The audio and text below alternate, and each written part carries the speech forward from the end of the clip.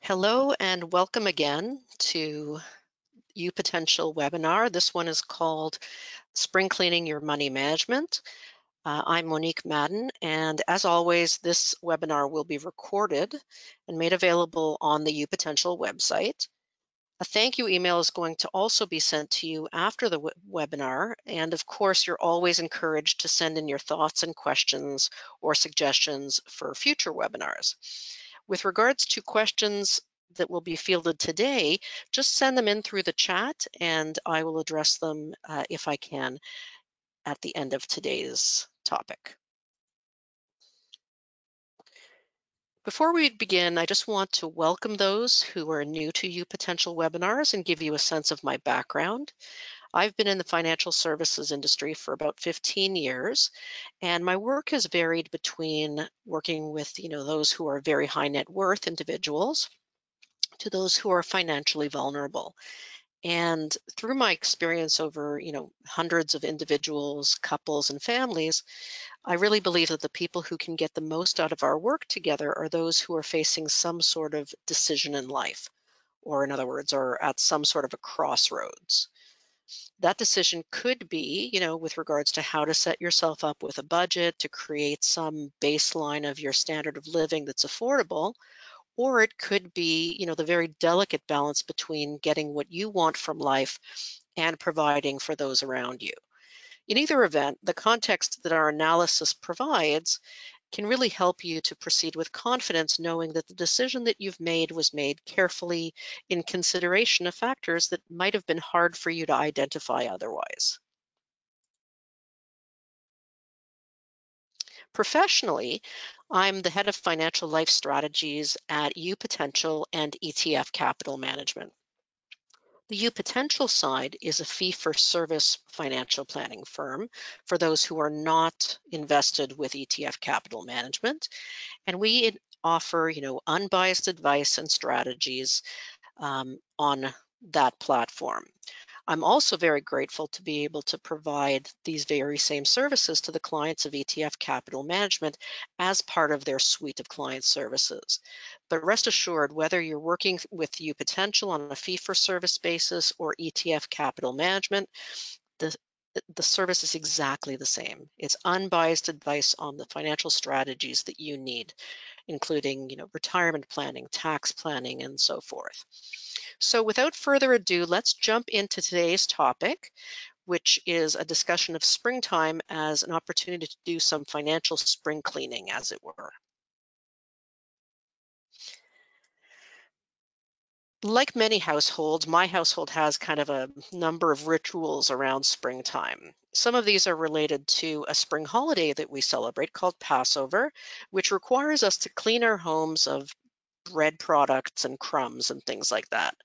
What it translates into is, a beautifully clean house for, all of a day.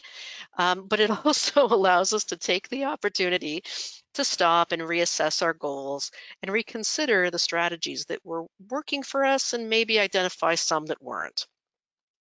I'm sure our household isn't alone in this springtime ritual. Lots of nations and other religions also have springtime rituals that encourage things like reflection and recommitment and celebration. Nature's renewal is also a great time for us to look introspectively at our own habits. As a lifelong student of finance and human behavior, this is a great time to remind ourselves that not all of the financial habits that we've accumulated over time actually bring us closer to our goals. When we recognize this, we can also make a concerted effort to replace them with habits that will be more conducive to getting us where we'd like to be.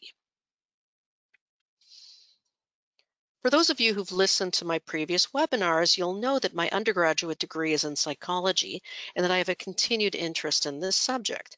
And very often I will refer back to, a brilliant book written by a University of Chicago economist by the name of Richard Thaler and a Harvard Law School professor by the name of Cass Sunstein.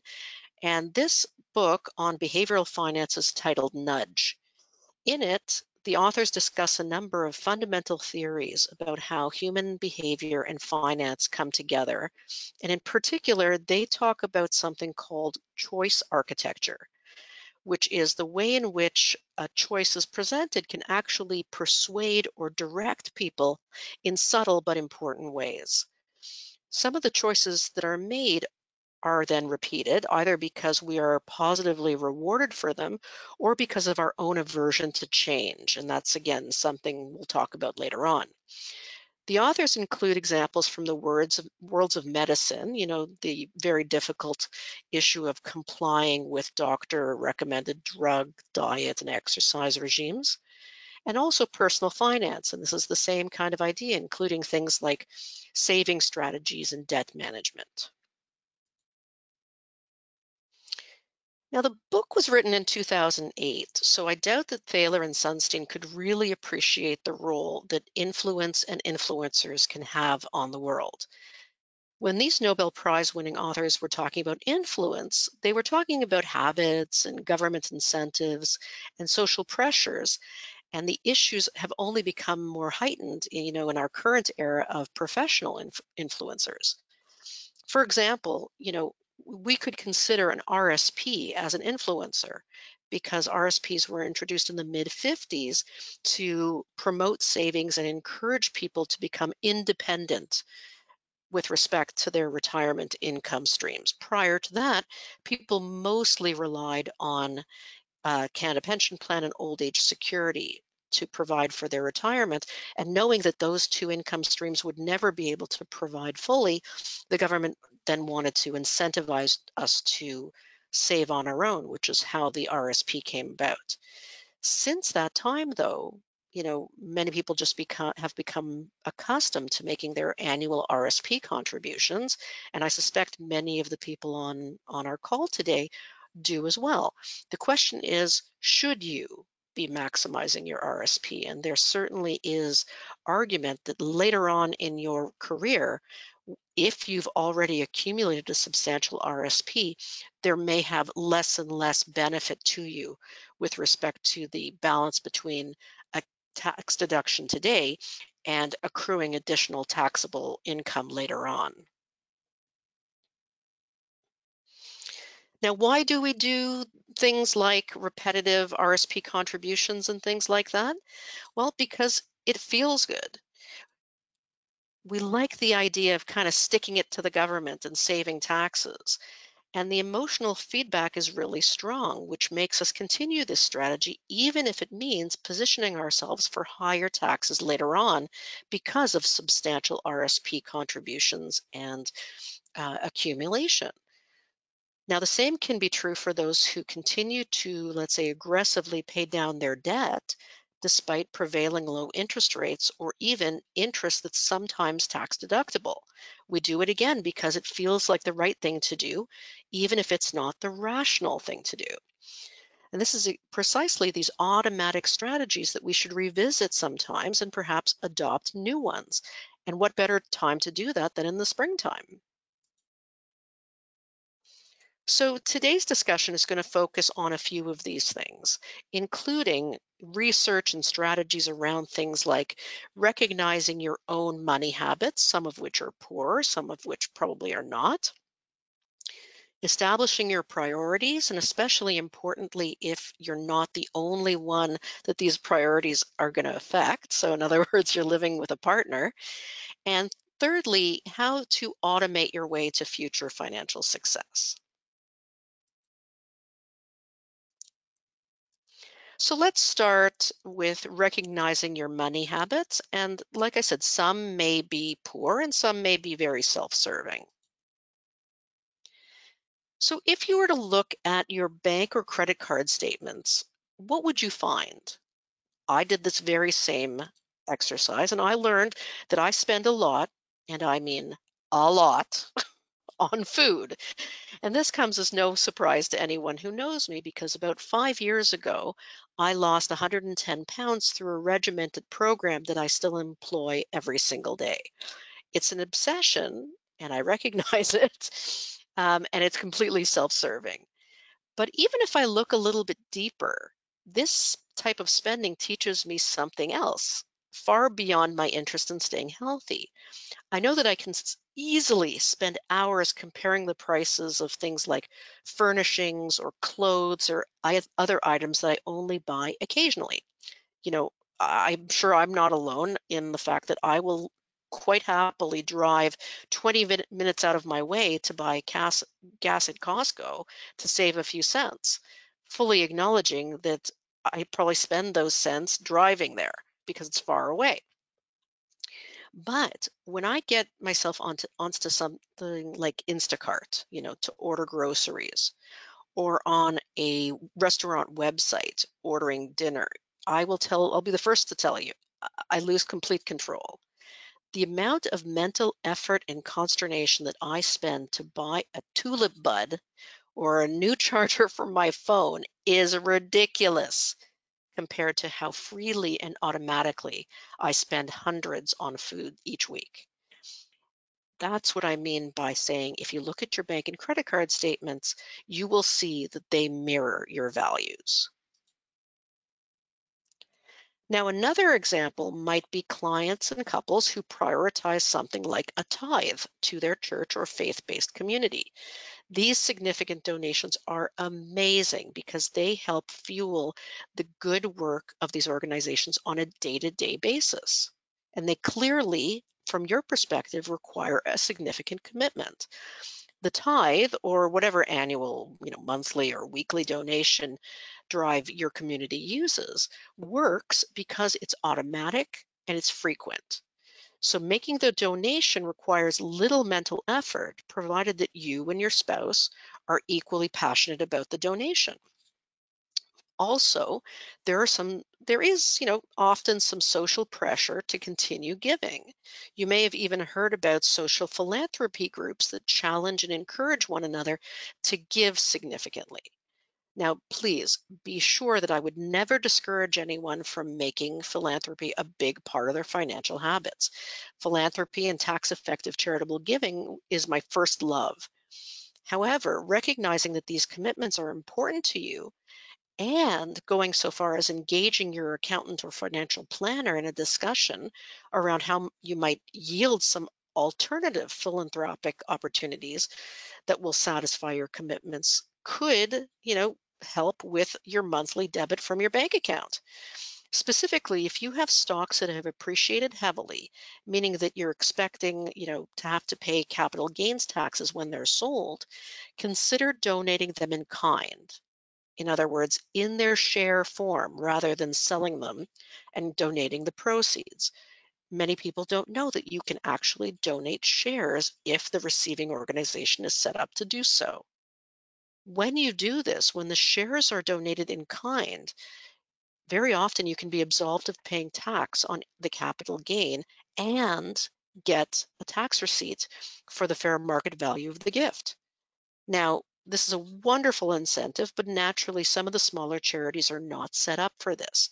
So before going ahead with something like this, you may want to engage your faith-based group or whomever you are committed to from a philanthropic point of view and see if they either can accept these donations directly or work with a conduit to be able to accept these donations.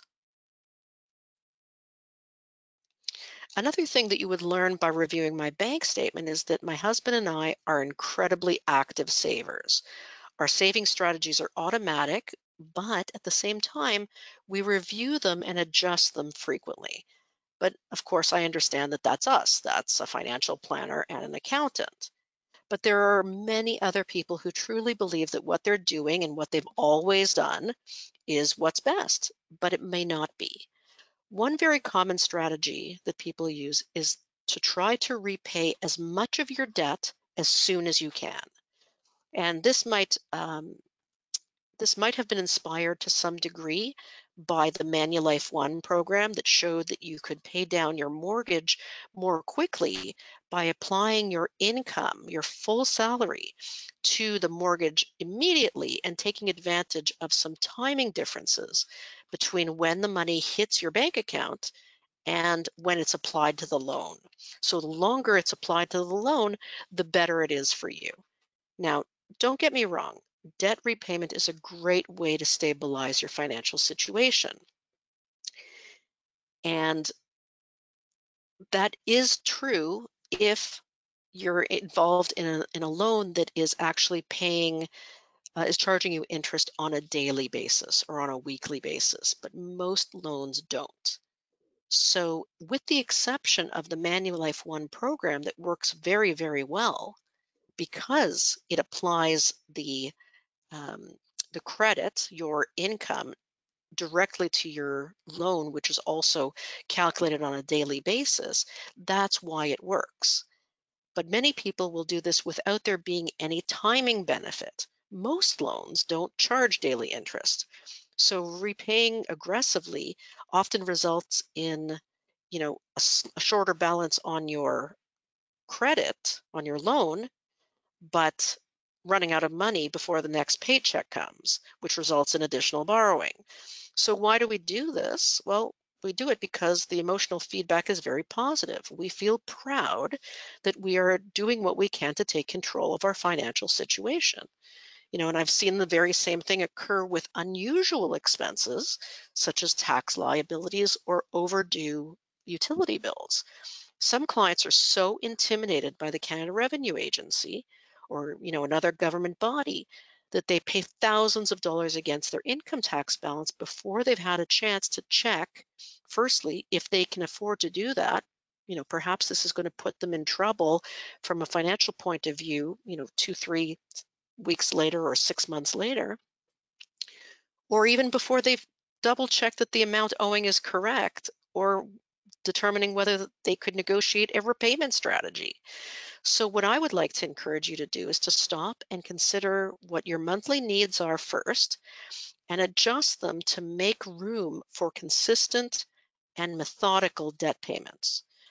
In my opinion, better to pay a few extra days interest rather than continuing to follow the vicious pay quickly, run out of money, and borrow debt again cycle. If this describes you, well, may I suggest that you watch my video from January entitled New Year, New Plan, in which we discuss how to access an affordable lifestyle while at the same time repaying debt and setting yourself up for a strong and stable financial situation. A link to that webinar is going to be included in the resources section at the end of the presentation. So for your spring cleaning, consider doing a little condoing. For those of you who are unfamiliar, Marie Kondo is a lifestyle guru who stresses tidiness as a way of life and asks us to take careful consideration of how the things that we possess make us feel and whether they make us happy. If they make you happy, Kondo says, then you should take care of them, which generally in her world means storing them properly. If they don't bring you happiness, Kondo suggests, thanking them for their service, quite literally if you've ever seen her, and giving them away to someone else who can use them. So let's apply this very same principle to your bank or credit card statement. If you take a minute to review the statements and give some consideration to whether the subscription services that you pay for continue to make you happy. This is especially important because, of course, during the pandemic, many of us have, subscribed to delivery services like Instacart and things like that, which may over time become less and less important as the pandemic, we hope, finally abates. Now, it's human nature to just stick with something that you've purchased, even if you're not using it. Think of that gym membership that you never used, as an example. If you give some consideration to the money that you could save in doing so, I suspect that Marie Kondo would be very, very proud of you. Now, when it comes to debt management or investing, I would encourage you to engage a financial planner to create a methodical yet affordable repayment or investment strategy based on your goals, because the next step as to what to do with the extra money can be a little bit tricky. Now, let's try to figure out if we are going to streamline our expenses, towards something in anticipation of planning for the future. Let's figure out how to establish our goals and priorities, which again could be on your own if you're a sole income household, or with a partner if you're building a life with someone else. Now, when I began in the financial services industry, everything was talked about in terms of goal-based planning. It was all the rage. Every client meeting began with goal setting. Now, it quickly became apparent that very few people have ever stopped to consider their goals, and even fewer have ever bothered to articulate them. As soon as we begin to work, you know, early on in our careers, most people just put their heads down, plow through, and hope for the best. And one of the reasons few people consider their goals is that it's very difficult to have the foresight to know what you're going to need in the future. Certainly, we can look to our parents as examples, but their values aren't always the same as ours. When I work with clients and couples, I often will share best practices, anonymously, of course, that I've seen amongst clients who might be, slightly ahead of them in years or in a slightly, the next stage or something like that. For example, when I'm building financial plans, I automatically build in the extra costs of assisted living or attendant care because even though most people I think would like to, age independently and gracefully, it's not really top of mind until I bring it up. So what happens is when I bring it up to clients and say, okay, I've already done this, they say, oh, thank goodness, I wouldn't have mentioned that as one of my goals, but of course it is very important that I age gracefully. So instead of asking clients for their goals, I try to engage them in a discussion of what they would be doing if money really wasn't an object. If you were to construct your ideal day or week, month, or year, what would it look like? And this is also a great way to start a conversation with a partner. Think for a minute. What would your ideal day look like? Are you an early riser, like my husband, for example, or do you like to sleep in, like me? Do you prefer quiet time, or are you more social? Would you like to spend your money on certain things, or are other things kind of you feel a waste, you'd rather do them yourself? How about an ideal week? How much of that time would be busy time, and how much of that time would be you time or together time if you're with a partner?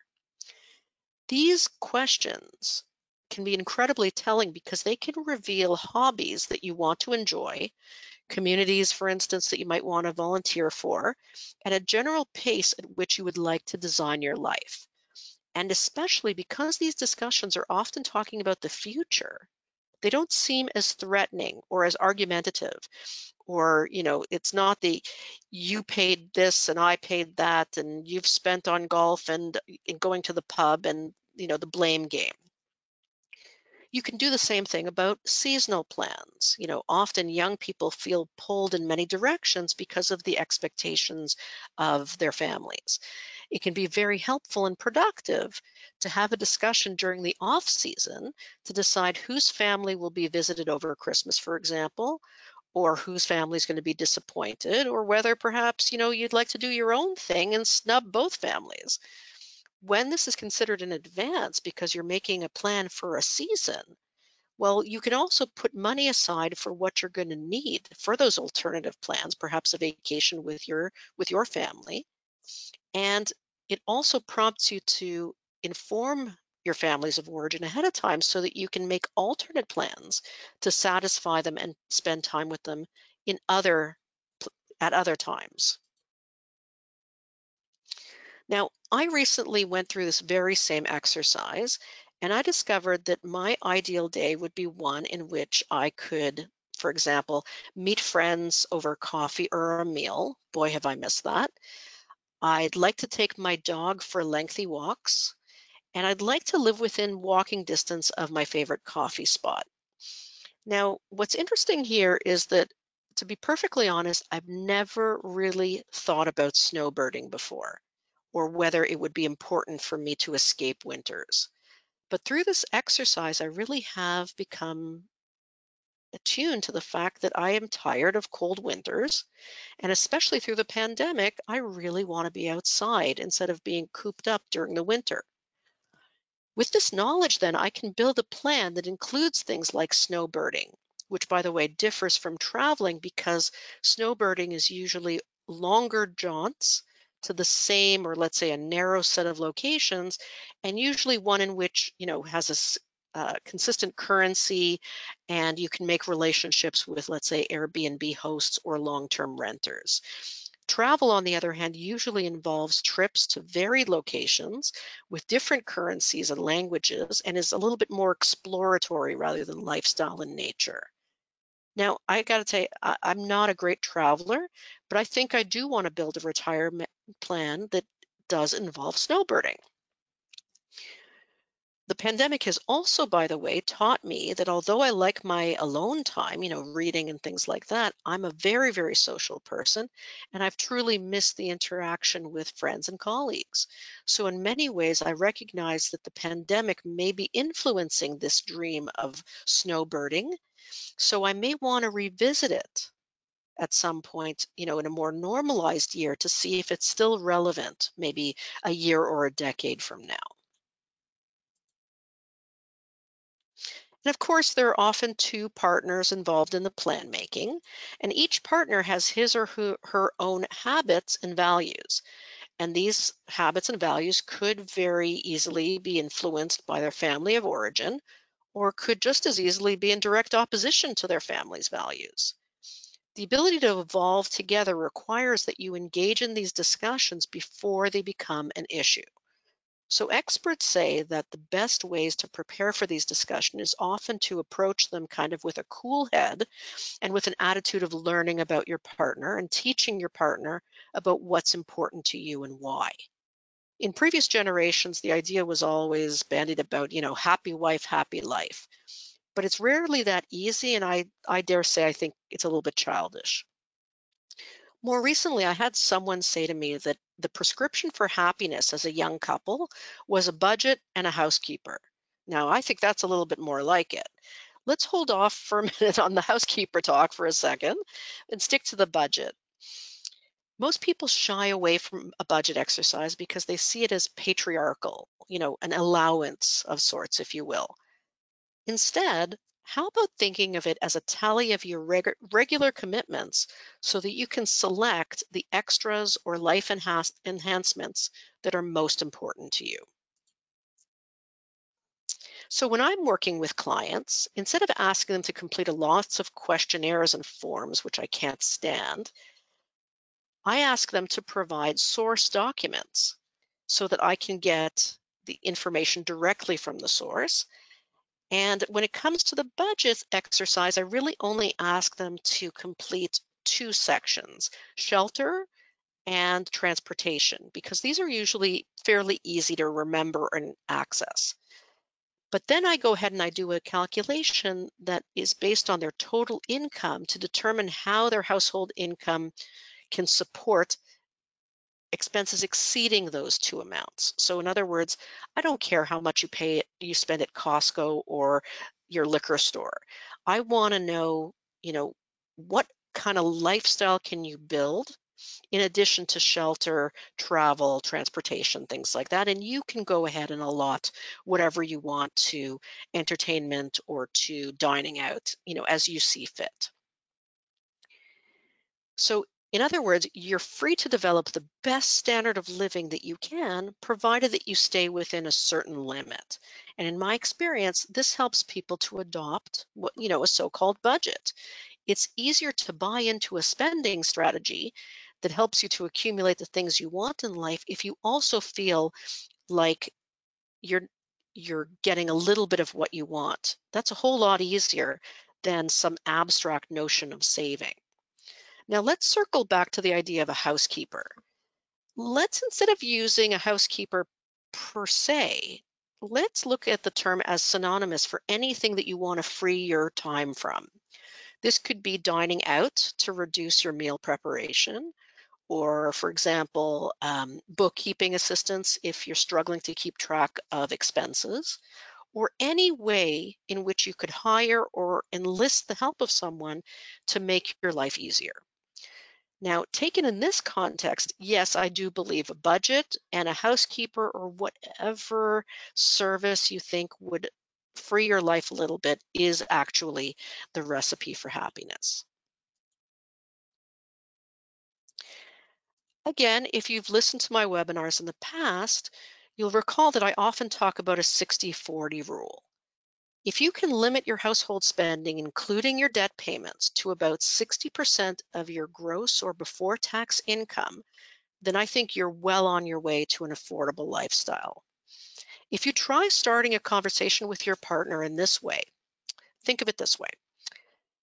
Try doing a rough kind of back of the envelope calculation of your total household income. Subtract your regular debt payments and fixed, let's say, shelter and transportation costs to arrive at your lifestyle budget. Then, rather than letting the discussion deteriorate into an argument, try a different tactic. Try dreaming. Instead of an analysis of what you've done in the past, what he's spent on, what she's spent on, look ahead. What would you like to add to that very rudimentary budget that you've never been able to add before? And mark them all down like a brainstorming session where no suggestion is wrong. Then choose together and allot a cost to them and fit them into the basic budget spreadsheet. If you don't agree on certain items and you can still accommodate lifestyle enhancements, there's still money to be allotted, then take turns. So for example, don't have a lot of interest in concerts, but I do love decorating my home. So when venues open up, my husband's going to catch up on his concert going. And in the meantime, I spend my evenings on Wayfair. Everybody's happy. In my experience, when we look forward and we know that we're going to get at least some of what we want, we can be much more accommodating to our partner's wishes as well.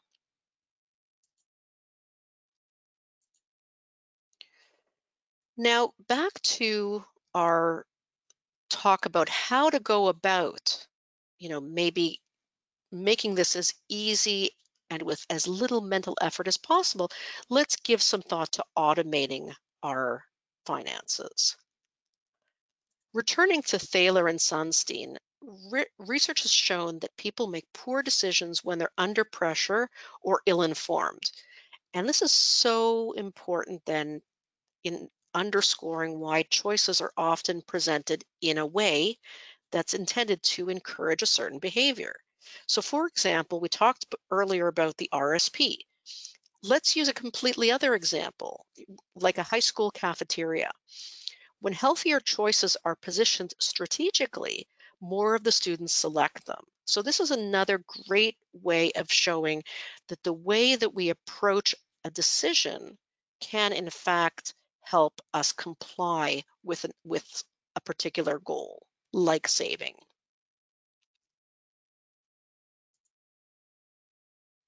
So let's talk about some of the biases that we bring to the table and how we can work around them. When it comes to financial decision making, don't be down on yourself. We all have biases that we employ. Take, for example, the status quo bias. This says that we tend to prefer strategies that we already have in place instead of trying something new. This can come in the form, and it's a very, very common mistake, of a business owner who, let's say, pays herself a high salary to support her standard of living and then pays herself an additional amount of salary to make an RSP contribution. Now, certainly it feels like the right thing to do because every time she's implemented this strategy in the past, it provided her with a reward in the form of a nice tax refund. But what is she really accomplishing?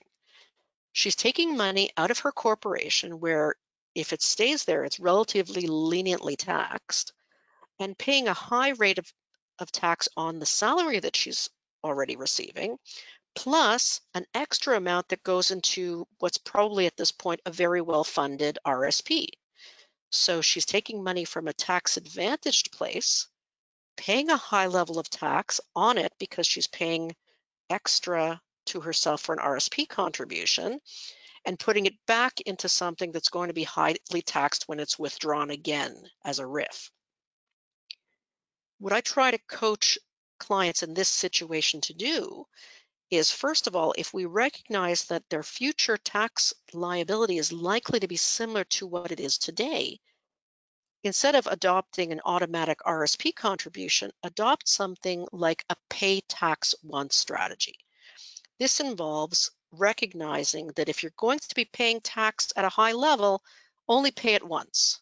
In other words, for this particular client, I would encourage her to keep the money in the corporation and then take it out when her income goes down at retirement, or at the very least, if she is going to pay a lot of tax, take it out as salary, and instead of putting it back into a taxable vehicle, the RSP, put the money into her tax-free savings account so it's never taxed again. This does sound counterintuitive. We think of loading our RSPs as much as we can and taking as much in the way of tax deductions in the current day. But when we get into those peak earning periods, which I referenced earlier, very often we are taking tax paid monies and putting them back into a taxable vehicle just because we've always done so. There does come a time in our economic life that it does make sense to pay tax once, even if it's at a high level, and then squirrel the money away in a tax-free environment, the TFSA in other words. Another bias is the default bias. So for example, one of my pet peeves is that about this time every year, I usually find a large charge on my credit card for SiriusXM. And what's the reason for this large charge? Well, my service anniversary has passed and whatever great deal I negotiated the previous year has expired. So what do I have to do? I have to call Sirius and speak to customer service and threaten to discontinue the service. And then inevitably somebody gives me the latest, greatest deal because I'm a loyal customer. So the question is, why not just offer me a fair price and be done with it? Well, because the default bias says the time it takes and the mental energy it takes to negotiate a better rate is something that companies can bet a good percentage of their clients won't bother to do. They'll continue to pay the higher amount for the service. And it's the same reason why people who are trying to get out of debt will accept high interest rates, because negotiating is uncomfortable. Now, sometimes the default bias works in our favor. Remember the cafeteria example? Well, the same thing holds true for encouraging workforces to save for retirement. The simpler and less mental energy that's required, the more employees will participate in a pension. So for example, I've grouped these in order of the participation level and the ultimate wealth accumulation that it can provide. Starting at the top, people who participate in group savings plans save more than people who save on their own. Okay? But even within this example, there are subtle differences that are very important. Fewer employees participate in group RSPs than those who participate in defined contribution pension plans. That's numbers 1 and 2. Now, fundamentally, the mechanism of these two pensions is largely the same. The employer matches the employee's contributions, either fully or in part, and the employee chooses amongst the investment vehicle, menu of options for investments. The primary difference between number 1 and number 2, a group RSP and a defined contribution RSP, is that group RSPs are optional, whereas a defined contribution usually is mandatory or at the very least very difficult to opt out of. The notion that there is a default, the default is no contribution for a group RSP or a very minimal contribution versus a preset contribution to a defined contribution pension makes the world of difference. You know what else? Few employees that start in a group RSP or a share purchase plan for that matter ever drop out. Once the commitment is set, the status quo effect takes over. Now, you know what's even better than a defined contribution pension?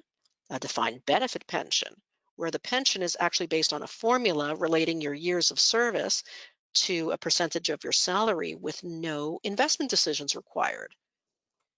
Research has shown that employees can be incredibly intimidated by having to select investments in either their group RSP or defined contribution pension programs. So naturally, those that don't have to make investment decisions will participate all the more. What's interesting is that research has shown that when the default is, of all things, a money market fund, some just to avoid the consternation of having to make the investment decisions, some employees will spend decades contributing to the default, being the money market fund. That just gives you an example of how powerful the path of least resistance can be. If we want to use defaults to our best advantage, we want to set up a system that's automatic, requires infrequent attention, and automatically increases our commitment. This is part of what has made RSPs so successful. RSPs, the contribution to an RSP is based on last year's income, specifically 18% of the previous year's income. So as your income increases, your contributions increase. There's a built-in escalation of your contributions until you reach a certain threshold. Now, TFSAs work in a very similar way since they are indexed to inflation, but they're not as diligently contributed to. So you have to wonder what makes the difference between a TFSA and an RSP. Certainly, the tax deduction on the front end that's offered for RSPs is very attractive. And I do believe that's a big, big factor in why there's so much more uptick to RSP contributions than TFSAs. Also, TFSAs haven't been around as long. Now, if I had to implement choice architecture and saving strategies, I would encourage the Canada Revenue Agency to report our TFSA contribution room in exactly the same way as they report our RSP contribution room directly on our notices of assessment. I believe that one of the reasons why RSPs are not as widely adopted as TFSAs are not as widely adopted as RSPs is because of the additional mental effort required to confirm your contribution room. If TFSA contribution room were just on our notices of assessment, exactly like our RSPs are, I think this would be a great in-your-face reminder of the contributions that we should be making. Now, if we're to apply these best practices to our own situations, we'd want to set up automatic savings based on a reasonable assumption of what we can afford. And you can do this with the guidance of your financial planner or watching that UPotential webinar I mentioned earlier called New Year, New Plan. Now, once you've established how much you can save, you need to know where to direct those savings. And this is often based on your current and anticipated tax brackets. That's, again, alluding to the difference between some point in your life wanting to switch from contributing to your RSP to perhaps contributing to your TFSA. Again, you can look for some guidance on that or watch another UPotential webinar called Let's Talk About Taxes. Now, lastly, you're going to want to determine how that money should be invested. That's where I defer to your financial advisor. And for those of you working with ETF Capital Management, you'd be talking to Josh with regards to what Larry Berman is establishing for you as your discretionary money manager. But the most important piece is to make the contribution automatic and with as little mental energy as possible. Now, these days, you can automate just about everything. An automatic RSP or TFSA contribution can help you set up a frequent saving strategy that you get accustomed to that you usually stick to. Remember the status quo effect? Now, on occasion, you will need to combat the status quo effect to set up the automatic increases. If you get your bonus, for example, in April of every year, maybe decide that you'll adjust your periodic saving strategy at that time. So set a reminder. Or if your employer adjusts your income to keep pace with costs of living every January, then again, maybe choose that time as the time that you adjust your saving strategy. And of course, if you're a diligent saver, you need to look to make sure that you are saving in the appropriate places from time to time. Now, typically, those who work either with ETF Capital Management or UPotential will get an annual invitation to review these strategies. But if you're doing it on your own, you may have to go that extra step and set up those reminders to adjust your saving strategy or change from automatic RSP contributions to automatic TFSA contributions. But like I said, with technology as it is, it's so easy to do. So in summary, research shows that the most effective financial strategies are those that are methodical rather than impulsive, require little mental energy, and are reviewed periodically to anticipate and react to changing realities. Now, before I talk to you about our next webinar, um, I will take on some questions, if any have been posed, and I'll let Josh advise me of those if there are any. But just as a sneak preview of our next webinar, we're going to be working on a June webinar that's really inspired by what would be in a pre-pandemic world, wedding season. And we're going to take this time to look at complicated aspects of combining two households into one. Now, this could be something interesting for, let's say, newlyweds who, have their own desires of what they'd like to do with their money and things like that, and perhaps have a little bit less in the way of experience on how to make financial decisions. But it could also be revisiting a strategy that couples have, let's say, long held, but isn't working for them, or combining finances for those who've largely kept them separate, whether it was deliberately or just evolved that way. And we'll also maybe even touch upon people who are blending families later in life.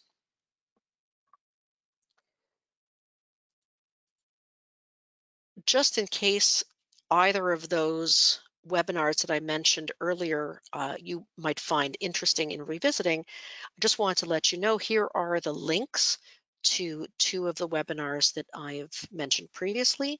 All of the webinars that we've been taping this season are on the UPotential website, so you can always look at watching them again or watching them with your partner. It appears as though there aren't any questions, which is either means that I've been perfectly clear or you are going to send questions in later on. And of course, you're welcome to do so. So in the meantime, and just in deep gratitude for your time and attention today, again, please, if I can be of any service, don't hesitate to contact me in one of these ways. An email to thank you for joining us today will also be circulated shortly.